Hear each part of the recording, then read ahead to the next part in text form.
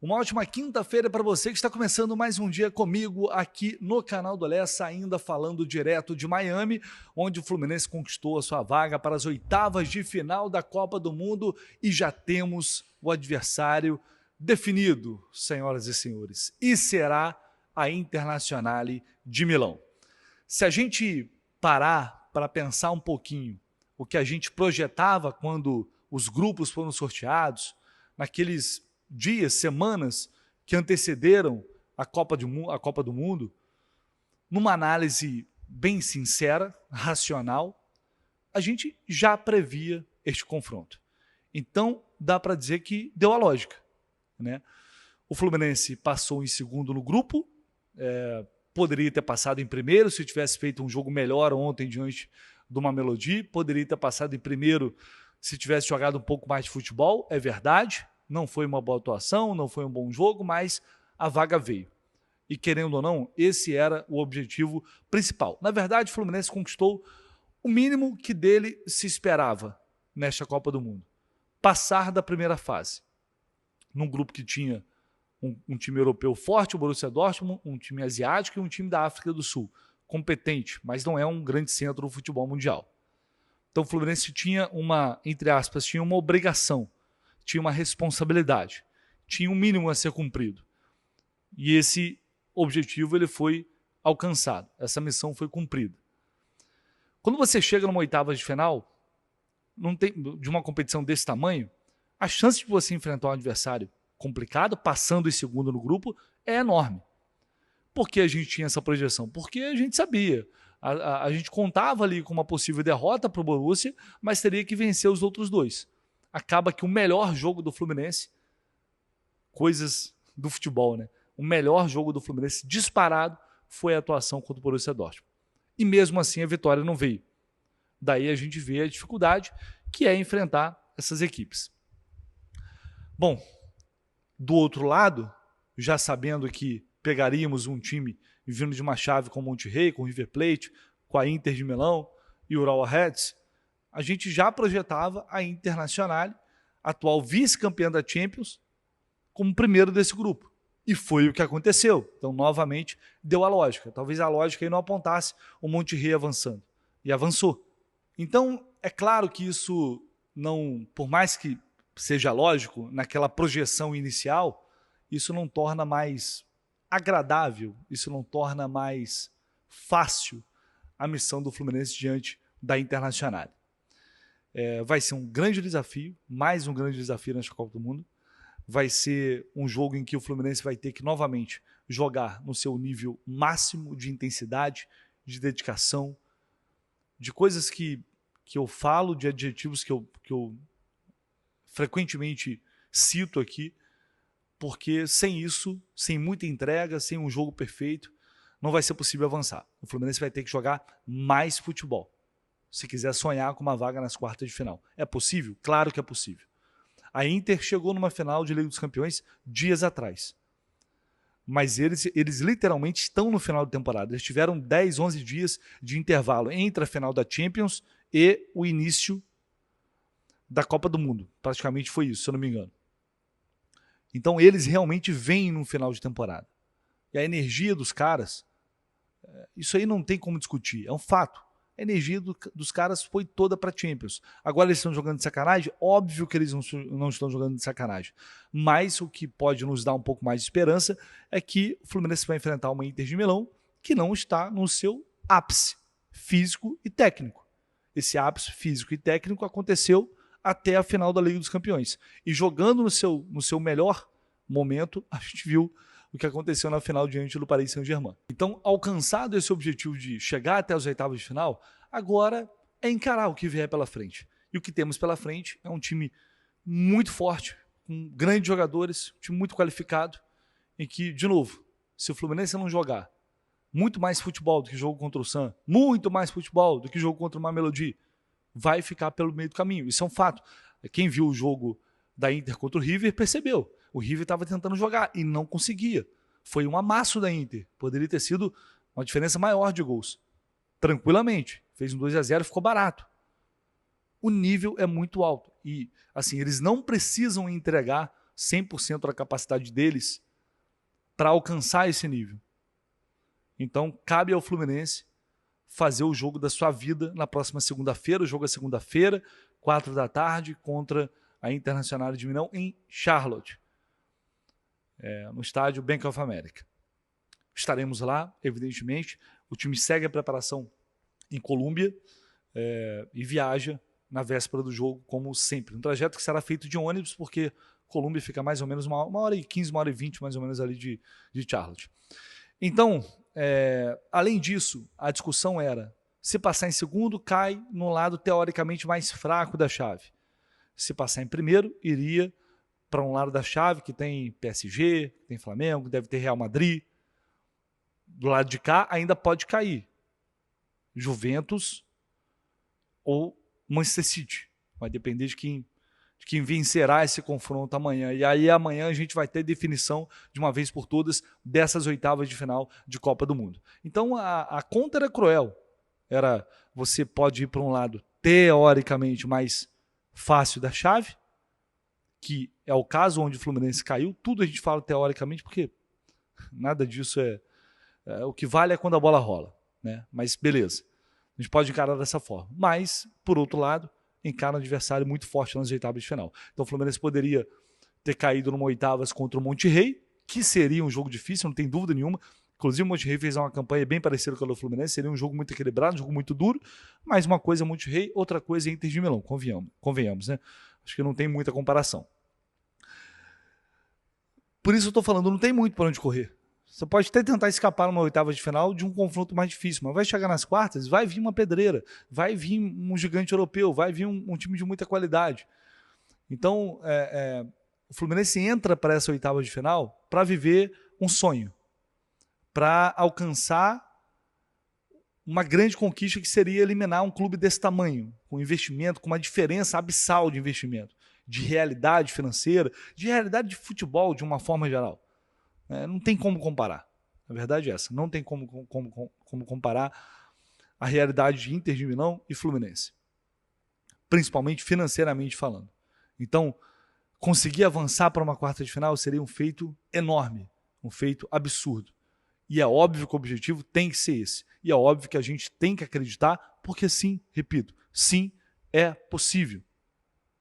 A gente está vendo uma competição marcada por resultados inesperados, por desempenho aquém, justamente dessas equipes que a gente esperava, que talvez fossem chegar, amassar, passar por cima, sem tomar conhecimento, e não está acontecendo isso. Em vários jogos não está acontecendo isso. E temos a gente tem hoje um Fluminense que vem de números muito bons, de uma sequência de 9 jogos sem saber o que é ser derrotado, e teve recentemente uma atuação de alto nível contra o Borussia. Então, não tem por que não acreditar que isso não pode acontecer novamente. É simples, é fácil? Claro que não é. Claro que não é. Você tem que ter uma dedicação máxima, um foco, uma atenção, uma disciplina num nível absurdo e, ao mesmo tempo, coragem para sair, para jogar, para se impor, para atacar, para agredir. O Fluminense vai ter que ser capaz disso, de apresentar algo a mais. Mas eu confesso que eu tô confiante que isso pode acontecer. O fato de ser a Inter faz com que esses jogadores... E só o fato de ser a Inter de Milão... O Bernal falou isso, eu prefiro pegar a Inter porque quando a gente pega um time mais forte, a gente entrega mais. Só o fato de ser uma Inter de Milão, eles sabem que se eles não jogarem no máximo, eles serão atropelados. Eles sabem disso. E aí, isso pode ser um ponto ao nosso favor, para fazer com que eles entrem definitivamente com a faca entre os dentes, como se fosse o último jogo da vida de cada um. É o único jeito, não tem outra saída.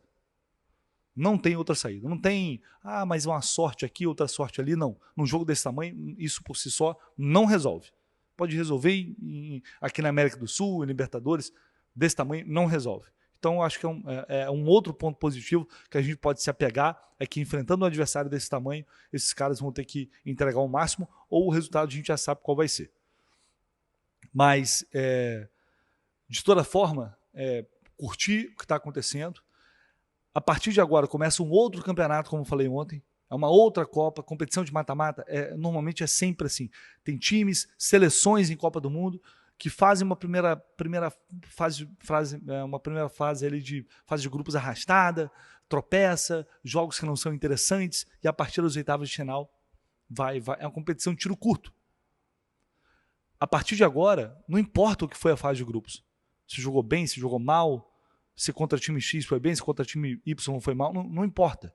O que importa é a partir de agora. E agora, o melhor naquele dia, não necessariamente o melhor, mas o melhor naquele dia, avança. E a gente vai vivendo, desfrutando, aproveitando do que está acontecendo aqui, porque realmente é um momento especial. Eu já falei isso aqui algumas vezes. Muitos clubes rivais dariam tudo para estar no lugar da gente, do Fluminense. Muitos. Tem gente que está em casa assistindo, se remoendo, vendo os 3 cariocas avançando para umas oitavas de final de uma competição desse tamanho. Então a gente tem que valorizar esse feito, valorizar esse primeiro passo, esse primeiro objetivo que foi alcançado, mas cobrar e entender que o Fluminense é um clube gigante, é um clube grande, e não tem que entrar com a cabeça baixinha, com medinho, daí, meu Deus, é Inter de Milão. Não, é ter a coragem, a determinação, tudo que foi apresentado contra o Borussia. Serviu como exemplo. E outros jogos que o time também foi bem, outros jogos grandes que o time se impôs e mostrou, apresentou aquilo que a gente espera de jogadores que vestem a camisa do Fluminense. O espírito tem que ser esse. E eu espero que eles consigam aproveitar isso. Aproveitar esse momento para surpreender quem, por antecedência, vai achar que o Fluminense vai entrar em campo para ser humilhado. Essa classificação também tem um significado financeiro muito grande, né? O Fluminense vai chegar aí à marca de 150 milhões de reais em premiação. Isso supera o valor total ali da premiação da Libertadores, mas a Libertadores tem outros valores que acabam ainda ultrapassando essa marca, mas o Fluminense chega praticamente a 150 milhões de reais em premiação, e se avançar para as quartas de final, vai chegar a 220 milhões, que seria um recorde absoluto na história do clube em termos de premiação em uma só competição. Então, além de toda a visibilidade, do aspecto técnico, de tudo que envolve isso, da grandeza que envolve isso, é financeiramente muito, muito importante avançar de fase, continuar sonhando com algo a mais. Um passo de cada vez, é assim que tem que ser, porque o Fluminense é um clube gigante, tem que pensar grande também. Eu espero que eles encarem realmente esse confronto como uma oportunidade de demonstrar isso mais uma vez. E eu vou trazer, ainda repercutindo o jogo de ontem, a palavra de jogadores do Fluminense que passaram pela zona mista, né? Keno, o Ignacio a gente já trouxe aqui, mas Keno, Lima e Samuel Xavier também falaram com a gente após essa vitória, após esse empate diante de uma Melodia, classificação e, claro, projetando essa oitava de final. Evidentemente, eles falaram depois do jogo, então é claro que eles não falaram especificamente ali sobre a Inter de Milão, isso vai acontecer a partir de hoje, tá? Mas de qualquer forma tem algumas declarações interessantes, eu vou deixar aqui para vocês, e aí você pode deixar seu like, se inscrever aqui no canal, seu comentário também é muito importante, conto com vocês, tamo junto e vamos que vamos. As quartas, semifinal, claro que não dá para ficar escolhendo adversário, mas sabemos que todos têm seus méritos, né? Quem classificou tem seus méritos, né? Sabemos quem podemos enfrentar, sabemos que são equipes de qualidade, equipes que têm força de marcação, força de ataque, né? Mas acho que agora é a gente comemorar a nossa classificação, descansar, né? E estar preparado para enfrentar quem vier.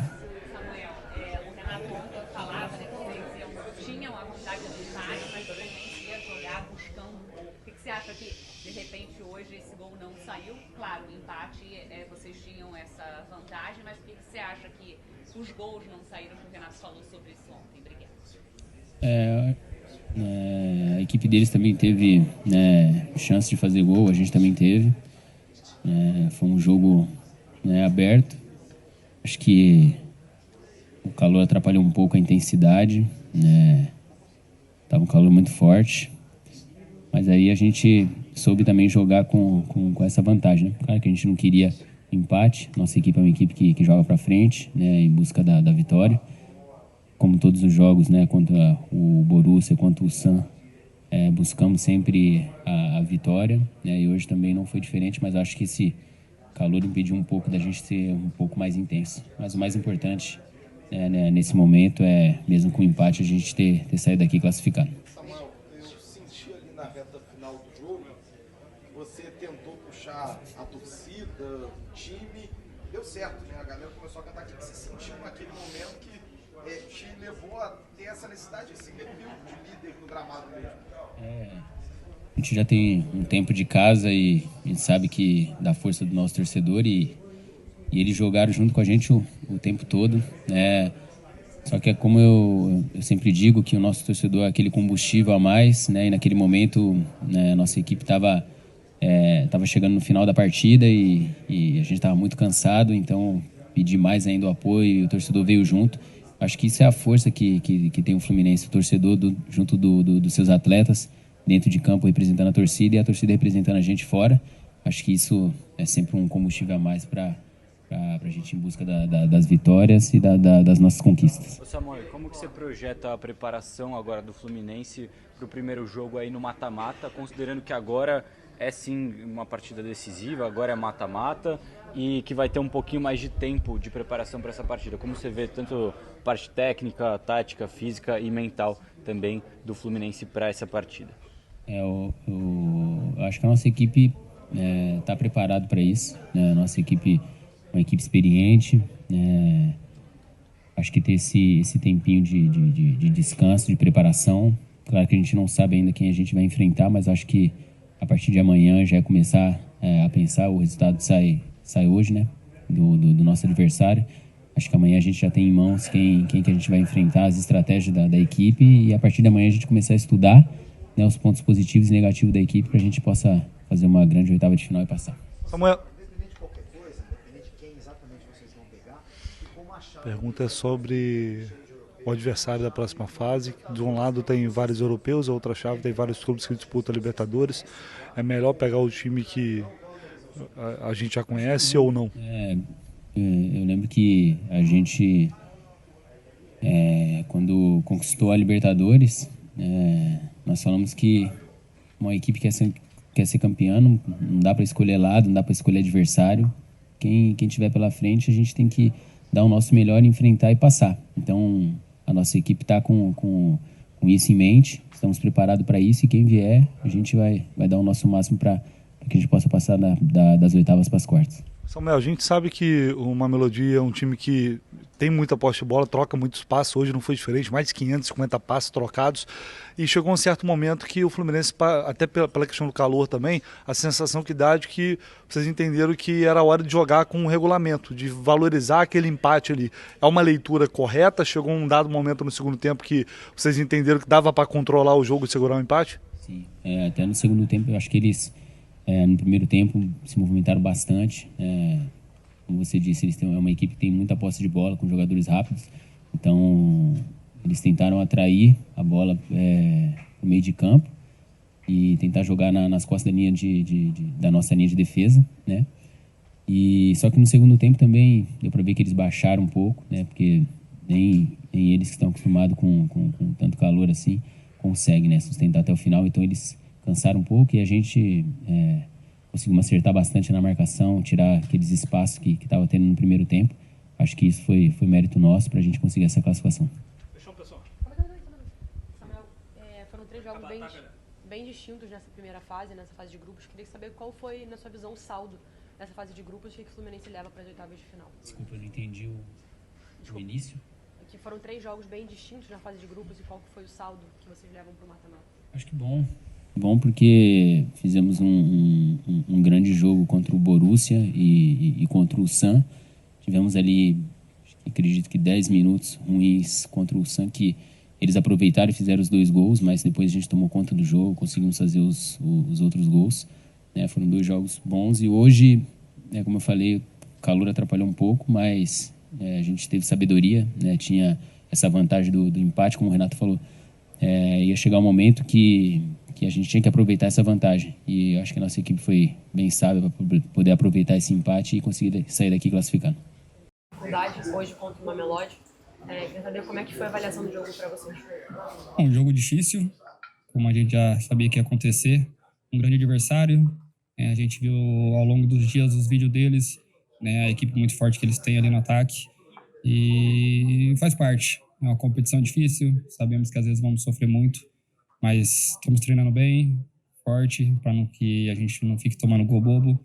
Graças a Deus, conseguimos sair com a vitória, com a classificação que era mais importante. Mas existe alguma frustração por vocês não conseguirem ficar com o primeiro lugar do grupo? E como é que foi esse papo depois do resultado? Porque mesmo após o empate, vocês comemoraram bastante, né, a classificação para a próxima fase. Desde quando a gente chegou aqui, a gente falou que queria classificar em primeiro, mas classificamos em segundo, estamos classificados também, que é muito importante. A gente sempre busca estar no topo, mas nada ruim classificar em segundo também. Lima, qual que é a sua avaliação em relação a, nessa chave, estar ao mesmo lado de Botafogo e Palmeiras e do lado oposto, só o Flamengo isolado? Não vejo problema algum, né? Somos uma grande equipe, sabe, as equipes que vêm jogar contra a gente sabem a dificuldade que é, então não vejo problema algum, né, ter desse lado esses adversários e trabalhar firme, e quando a gente enfrentar eles a gente vai estar bem adaptado. Lima, hoje o Renato começou o jogo com 3 meio-campistas e terminou com outros 3. O quanto você acha que essa quantidade de jogadores de meio de campo com características diferentes pode ajudar o Fluminense na sequência da competição? Começamos com os 3 jovens no meio, né, como o Renato disse, depois acabei entrando. Logo depois também o Facundo e o Thiago, 2 jogadores que marcam bastante, por estar 0-0, a gente ficar bem próximo ali, a gente estava vendo que estava tendo muita movimentação por dentro deles, então ocupamos bem esse espaço para eles conseguir infiltrar e conseguir fazer o gol. Então o Renato muito inteligente, conseguiu analisar esses pontos e a gente conseguiu mostrar ali dentro de campo a não tomar o gol. Dentro de campo, vocês sentiram o controle do resultado o tempo todo? Em algum momento vocês acharam que essa classificação poderia acabar escorrendo entre os dedos, que o jogo poderia ficar um pouquinho mais complicado? Vocês sentiram que o resultado estava no controle de vocês? Eu creio que estava. Tem que ter sempre aquela atenção, aqueles detalhezinhos que o Renato pede, que é um jogo muito difícil, né? São os detalhes que fazem a diferença.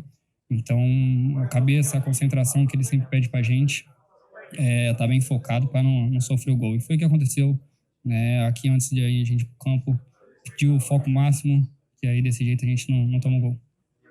Internacional, Monterrey ou River Plate? A avaliação você faz de cada possível? Grandes equipes, né? Já enfrentamos o River, né, na Liberta. E agora vamos ver eles jogam amanhã, se não me engano, hoje. E vamos ver, né? Depois a gente vai ver os vídeos e vamos ver o que a gente vai pegar aí. Una pregunta. Un jugador como Jefferson Soteldo, que no ha podido jugar con el equipo, ¿qué opinión tienes sobre él? Y si crees que puede ayudarlos en lo que queda de torneo, ¿qué sabes de la lesión? O Soteldo é um grande jogador, a gente já enfrentou ele várias vezes, né? Sabe a qualidade que ele tem, 1 para 1 que ele tem. Então ele está trabalhando bem, está se adaptando aqui com a gente, fazendo a físio, o extracampo ali também, que logo mais já vai estar com a gente e podemos ajudar. A gente sabe que é um menino que é fantástico, né? Que vai decidir grandes jogos ali pra gente. ¿Tienen alguna preferencia para el siguiente en octavos de final de los equipos? No sé que es difícil decir, pero en el caso de los niveles de los equipos sudamericanos puede ser River o puede ser Inter, finalista de Champions. ¿Lo piensan o recién ahora se van a poner a ver? Não, a gente sabe que essa competição é uma competição muito difícil, a gente sabe que qualquer equipe que a gente vai enfrentar vai ser muito difícil, como hoje também. Acho que um dos grupos do time mais... A gente falou que ia ser mais forte, era o time de hoje, que ele gosta de ter a bola e tocar bem. Então, como você falou, o Inter, o River, a gente vai ter que estar preparado para qualquer equipe. A gente trabalha para poder vencer e quem vir vai ser um jogo muito difícil. Keno, você entrou no momento do jogo em que o Fluminense não tinha tanto a bola. E você é um jogador justamente do 1 contra 1, né, de trabalhar essa posse. O que o Renato te pediu quando você entrou em campo? Tudo que você falou, né? Ele falou que tentou pegar a bola para poder ir no 1 contra 1, mas... Como eu acabei de falar ali agora, o time está um pouco desgastado por causa do sol, por causa da quentura, então os times deles são acostumados a jogar nesses horários. E tentei também pegar uma bola no controle, mas não estava muito abafado. Mas como o Renato sempre falou que 1 ponto, os 3 pontos eram importantes, a gente só não podia perder. Então esse ponto deu na classificação.